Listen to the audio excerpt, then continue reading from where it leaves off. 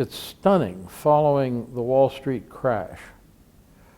The fact that there has been literally no expression of any key player from Wall Street of regret or apology for having brought down the whole economy.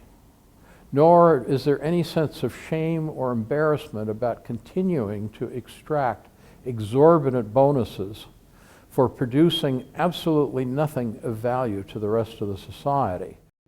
Bringing the people behind our food to life. You identify yourself as a traditional conservative.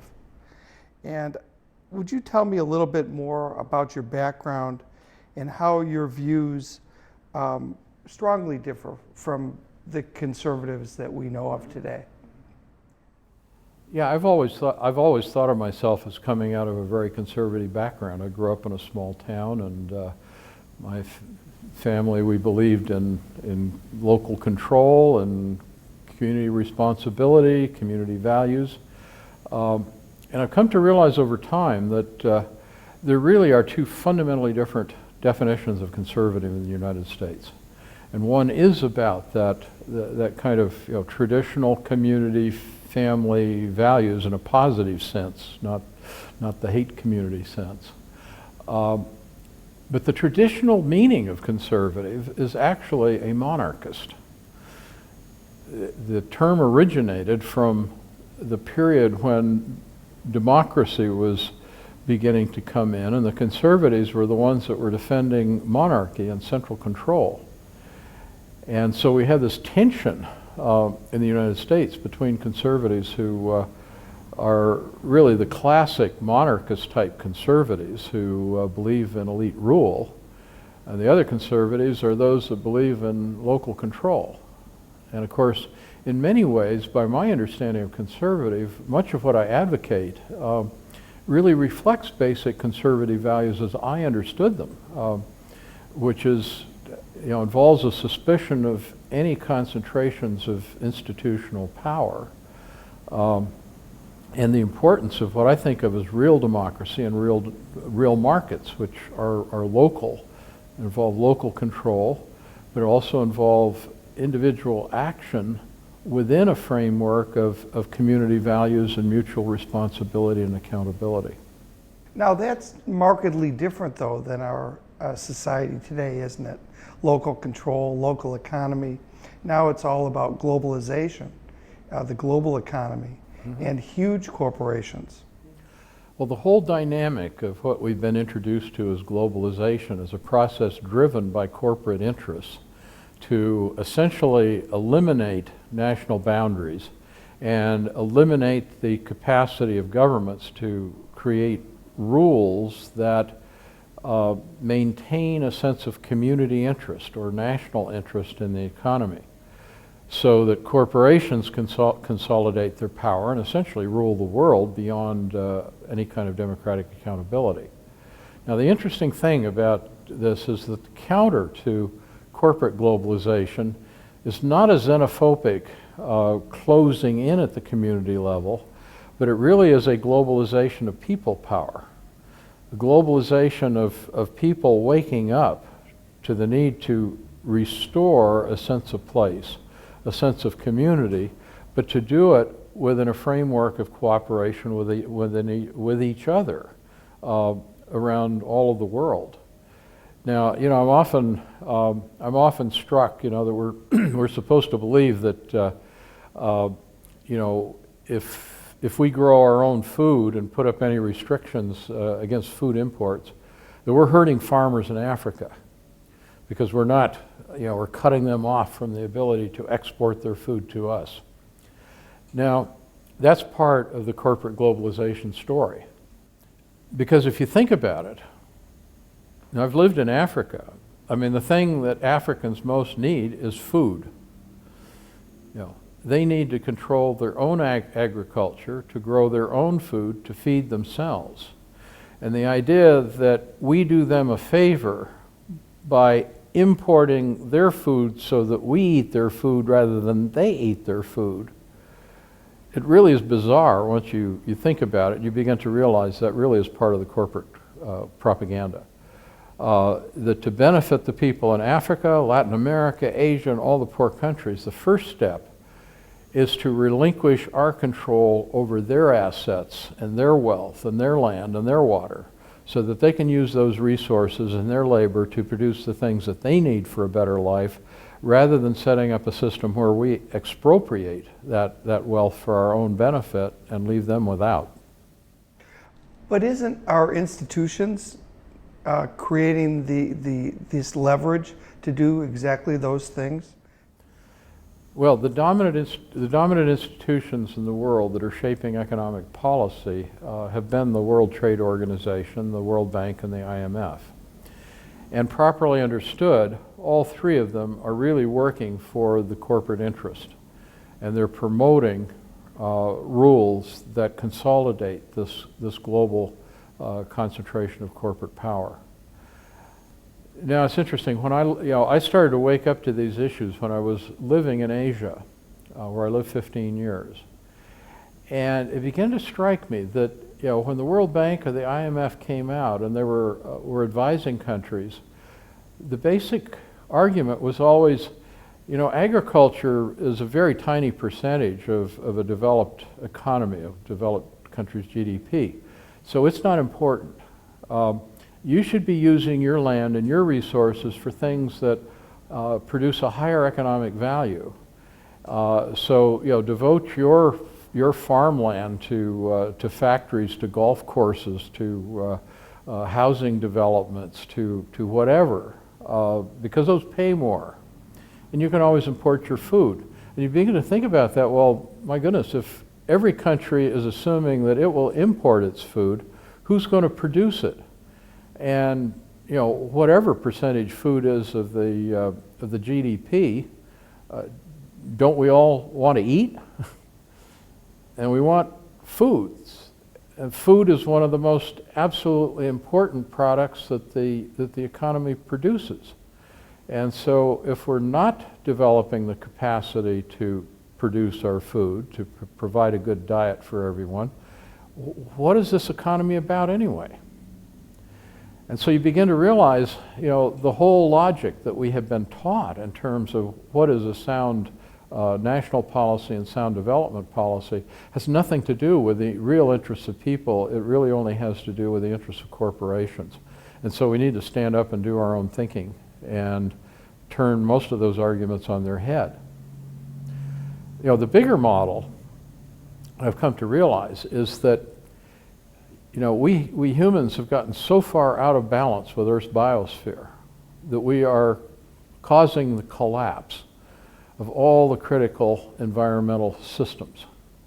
And the way we need to think about reorganizing ourselves is to mimic the dynamics and structure of Earth's biosphere, which is locally rooted everywhere.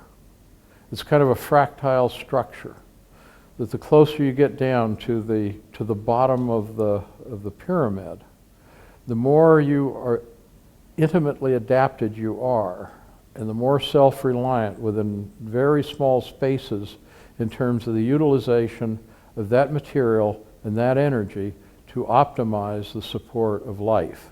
And then you keep expanding out. But it's always within a framework of local energy, water, materials exchange, self-reliance. And that's essentially the kind of way that we need to think about our economies. The more locally we meet our own needs, including with household food production and all the different elements of urban agriculture, and then gradually expanding out, but always first using our own resources to produce our own needs and trading at the margin rather than starting out thinking about our economy, what can we produce to sell to somebody else, someplace else. Tell me about Adam Smith. You write in your book, When Corporations Rule the World, that he was a great influence on your views and your writing. Well, if you properly understand Adam Smith's most famous work, The Wealth of Nations, it was a tirade against corporate monopolies. I mean, the monopolies of his time were crown corporations that were licensed by the state to colonize the economies of other countries or to dominate particular sectors in the domestic economy. And he was very much against that kind of power. His ideal of the market and of the local entrepreneur, the local artisan, the local farmer, looked much more like a farmer's market than it looked like a global economy monopolized by Goldman Sachs, Monsanto, Walmart, and the other major corporate predators. Now, the thing that's really interesting here is that what we're taught to think of as a global market economy is a capitalist economy, which is an economy that is focused on a concentration of corporate monopoly power, which is acutely anti-market in its very conception, as well as anti-democratic. Because real markets depend on smaller enterprises that are rooted in place. And in terms of speaking of Adam Smith, many people say that the book that he considered most important was his book called The Theory of Moral Sentiments, which was addressing the question of why is it that we as humans have a natural tendency to care about the well-being of our neighbor.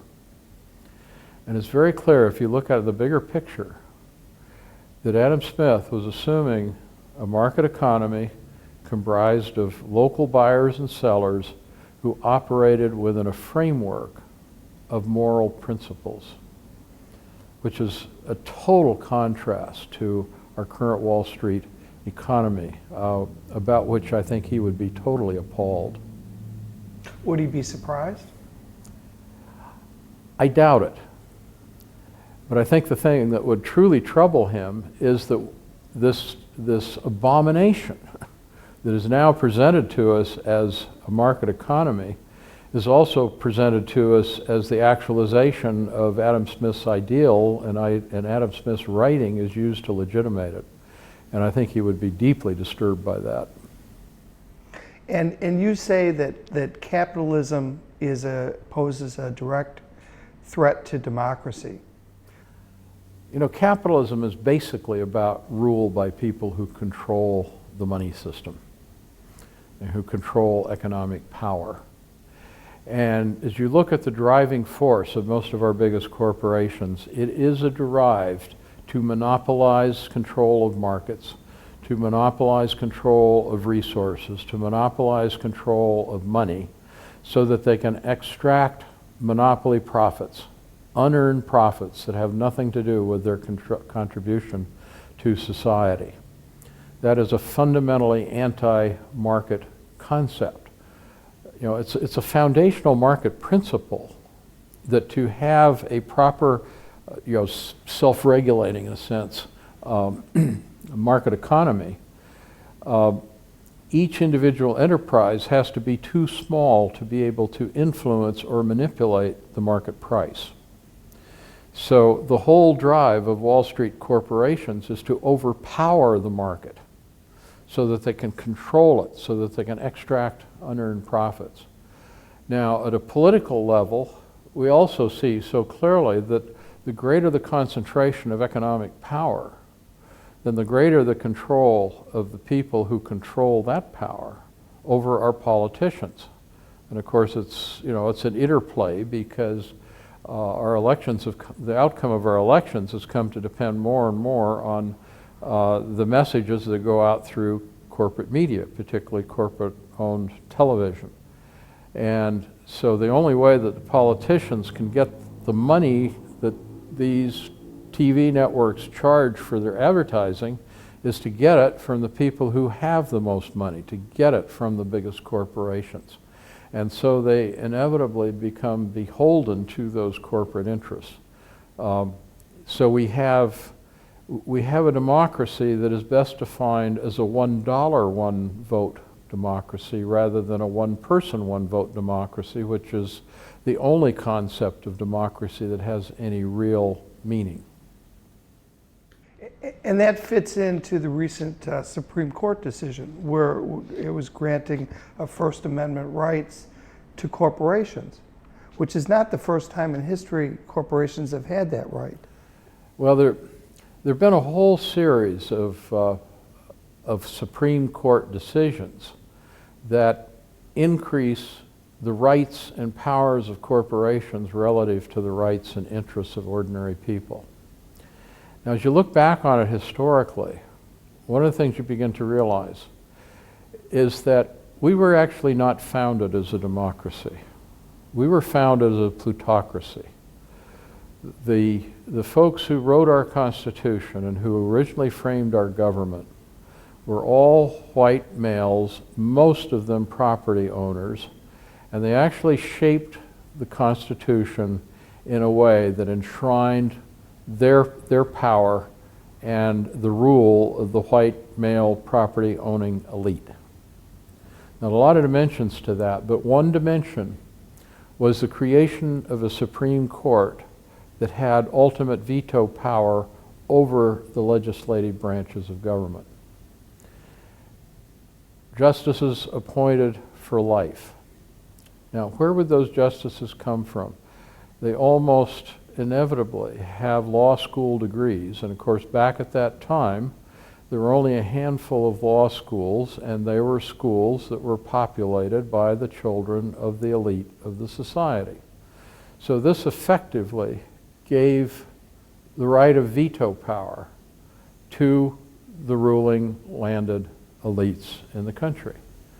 And we have had periods when the Supreme Court has been a bit more progressive, but for the most part, it has performed as an institution defending the establishment, defending the plutocracy, which means rule by the wealthiest people in the society. And that Citizens United decision was one of the most profound demonstrations of that reality. I mean, it is totally stunning that the Supreme Court, supposedly our highest legal body and our most sophisticated legal scholars, that the justices do not understand the difference between the rights of people and the rights of corporations, or understand the difference between a dollar as a vote and a person as a vote. It is deeply troubling when you see it, but part of the reforms and restructuring we need to address is a restructuring of the Supreme Court. Is it too strong a word, in your view, to say that our institutions, our public institutions, are corrupt? We have a system that is controlled by people who control money. It's a system run by and for money. Now, part of what is truly disturbing about it is when you begin to realize the extent to which a lot of the key players in Wall Street and a lot of our politicians actually fit the psychological profile of a psychopath. I mean, it's stunning following the Wall Street crash. The fact that there has been literally no expression of any key player from Wall Street of regret or apology for having brought down the whole economy. Nor is there any sense of shame or embarrassment about continuing to extract exorbitant bonuses for producing absolutely nothing of value to the rest of the society, but playing games that are patently destructive of the rest of society. Now, the only human beings who are able to act that way consistently are people who are clinically, psychologically deeply damaged, that represent some of the most damaged people in our society. This is a reality. Now, we can talk about it as corrupt. Yes, it is corrupt, but it's, the system itself is corrupt because it the design of the very system supports that kind of antisocial, psychopathic pursuit of a very narrow self-interest that is ultimately deeply destructive of the long-term interests of the society.